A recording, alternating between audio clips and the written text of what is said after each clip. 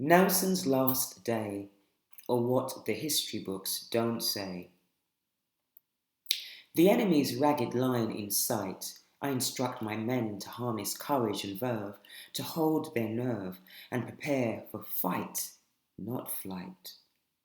Alone in my cabin, these failing eyes I close, in readiness to compose my Trafalgar prayer, as we advance full throttle, only to find, upon opening them, myself inside a bottle, glazed and mounted on a wooden box, and all around a continuous whirring, fanning sound.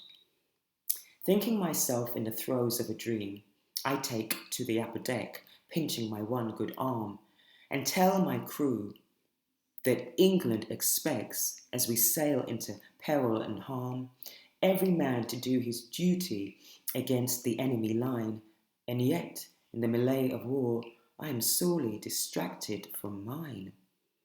For there above my head, upon the Victory's towering mast, is not the billowing white of times gone past, but as a light wind prevails, 37 brightly coloured, patterned sails.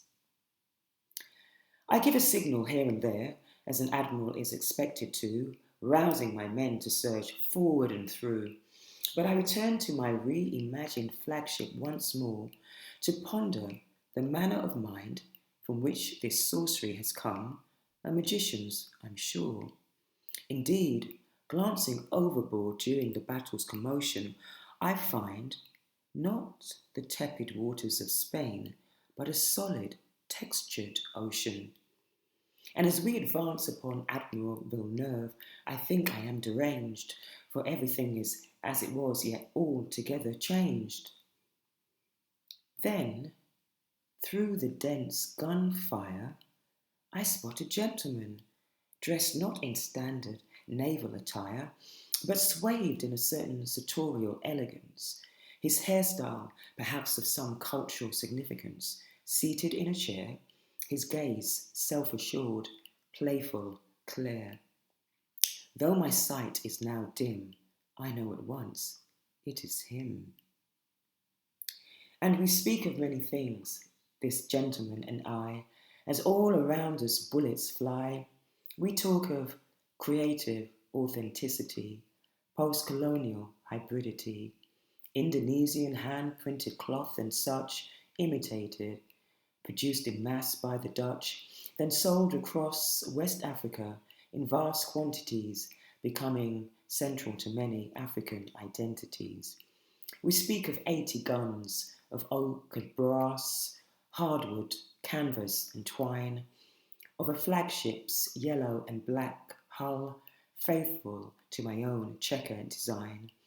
We talk of a colonial condition, the creation of tradition, of intricate rigging, of figureheads crafted in miniature, of a wax seal holding his Nigerian British signature.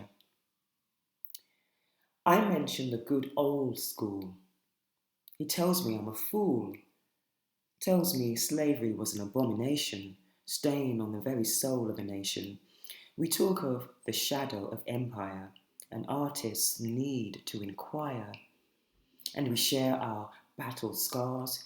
He tells me of the flame in his spine, and I, in return, talk of mine, the loss of an eye in Corsica, an arm in Tenerife, and before I am shot through the shoulder and dead, he tells me of a ship in a bottle in his head.